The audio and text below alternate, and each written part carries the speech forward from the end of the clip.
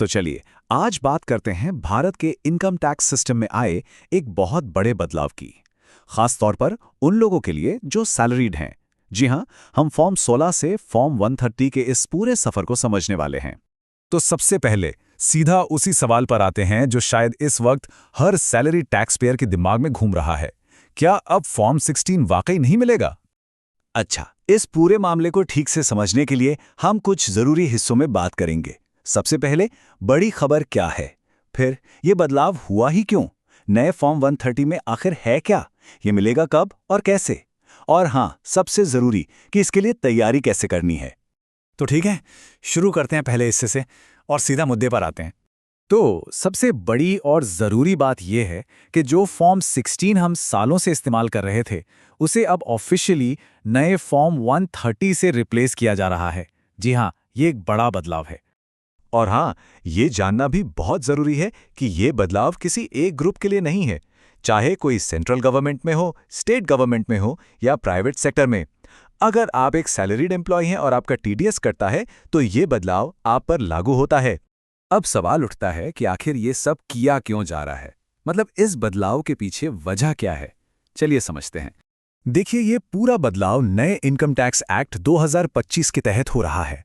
ये नया एक्ट 1 अप्रैल 2026 से लागू हो जाएगा और इसका एक ही बड़ा मकसद है, टैक्स रिपोर्टिंग के पूरे प्रोसेस को ज़्यादा स्टैंडर्डाइज्ड और सिस्टम ड्रिवन बनाना।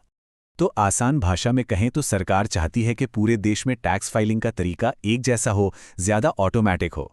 इससे होगा क्या, गलतियों की गुंजाइश कम होगी और पूरा सिस्टम और ज़्यादा एफिशिएंट बन जाएगा।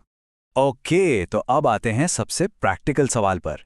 इस नए फॉर्म 130 में आखिर होगा क्या, क्या कुछ बदल जाएगा? और यहाँ एक अच्छी खबर है। देखिए, फॉर्म का नाम और नंबर भले ही बदल गया हो, लेकिन घबराने की कोई बात नहीं है। इसके अंदर जो जानकारी है वो लगभग वैसी ही रहेगी। मतलब इसमें आपको अपनी सैलरी का पूरा ब्यौरा, एचआरए जैसे भत्ते, स्टैंडर्ड डिडक्शन और बाकी की सारी छूट और कटौतियां, सब कुछ मिलेगा। और हाँ, कितना टीडीएस काटा गया और जमा हुआ और आपकी कुल टैक्सेबल इनकम कितनी है, ये सारी डिटेल्स पहले की तरह ही इसमें रहेंगी। और ये जानना भी दिलचस्प है कि ये बदलाव सिर्फ फॉर्म 16 तक ही नहीं है। सैलरी के अलावा दूसरी इनकम जैसे ब्याज वगैरह पर टीडीएस के लिए जो फॉर्म 16A होता था, वो अब फॉर्म 311 हो जाएगा। और जो हमारा एनुअल टैक्स स्टेटमेंट यानी फॉर्म 26AS है, वो अब फॉर्म 168 कहलाएगा। तो ये एक तरह से पूरे सिस्टम को एक जैसा बनाने की कोशिश है। ठीक है, अब आते हैं टाइमलाइन और प्रोसेस पर। ये नया फॉर्म कब और कैसे मिलेगा? तो ये टाइमलाइन ध्यान से समझ लीजिए। नया एक्ट 1 अप्रैल 2026 से लागू हो रहा है। इसका मतलब है कि जो फाइनेंशियल ईयर 2026-27 होगा, उसके लिए आपको पहली बार ये नया फॉर्म 13 मिलेगा और आपके एम्प्लॉयर को ये फॉर्म जारी करने की आखिरी तारीख होगी 15 जून 2027। लेकिन एक मिनट, अभी जो फाइनेंशियल ईयर चल रहा है यानी 2025-26, उसका क्या? तो देखिए, इस साल के लिए आपको पुराना फॉर्म 16 ही मिलने की पूरी उम्मीद है। ये नया सिस्टम अगले फाइनेंशियल ईयर से पूरी तरह लागू होगा। और इसे पाना कैसे है? ये नया फॉर्म 130 आपको ट्रेसेस पोर्टल पर डाउनलोड के लिए मिल जाएगा। अगर आप नहीं जानते, तो ट्रेसेस टीडीएस से जुड़ी सारी जानकारी के लिए सरकार का ऑफिशियल ऑनलाइन पोर्टल है। चलिए, अब आखिरी और सबसे अहम हिस्से पर आते हैं।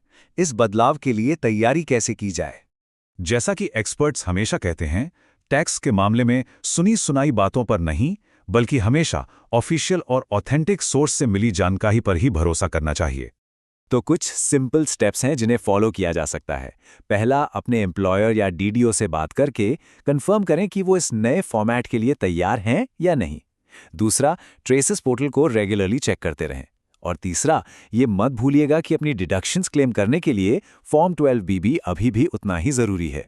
और सही जानकारी के लिए हमेशा ऑफिशियल सोर्स ही देखें। इनकम टैक्स डिपार्टमेंट की वेबसाइट, ट्रेसेस पोर्टल या फिर सीबीडीटी के ऑफिशियल नोटिफिकेशंस, इनसे पक्की खबर कहीं नहीं मिलेगी। तो आखिर में एक बड़ा सवाल, जैसे जैसे टैक्स रिपोर्टिंग और भी ऑटोमेटिक और सिस्टम ड्रिवन होती जा रही है, क्या हमारी फाइनेंशियल प्लानिंग भी इस बदलते हुए भविष्य के लिए तैयार है? ये सोचने वाली बात है।